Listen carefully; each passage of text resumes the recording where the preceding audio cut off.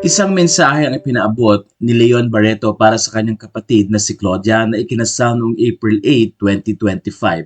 Nagkaroon man ng ilang kontrobersya pero tila hindi ito pinapansin ni Leon at nagbigay nga siya ng appreciation post para sa kanyang kapatid.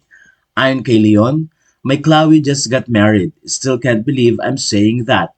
When we were young, it was almost automatic how we'd bump heads, but as time went on, we became each other's confidant and go-to person.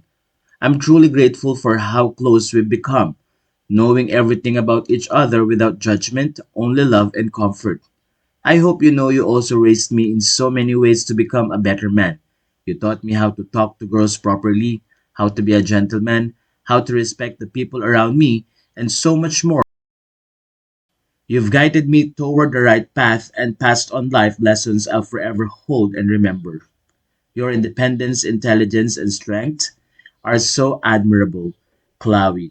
The love you give to your family and friends is unmatched. With that, my only wish for you is to be loved the same way you love, so deeply, so genuinely.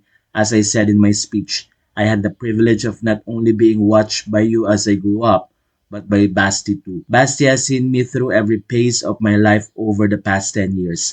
I witnessed a rare kind of love between the two of you, one that stayed strong through adversity. Some people may not see it, but I do, and I know you've helped each other become the best versions of yourselves over the years. Chloe, I hope you know I'll forever be here for you in times of hardship. Even though someone else will now look after you. As your brother, I won't ever let you go through life's challenges alone. I am and always will be your biggest supporter and protector. I pray for a happy marriage ahead. Continue to protect your peace and joy.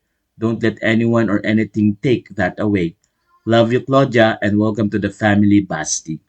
Samantala natuwa naman ang mga netizens sa napakagandang mensahe ni Leon Barreto para kay Claudia.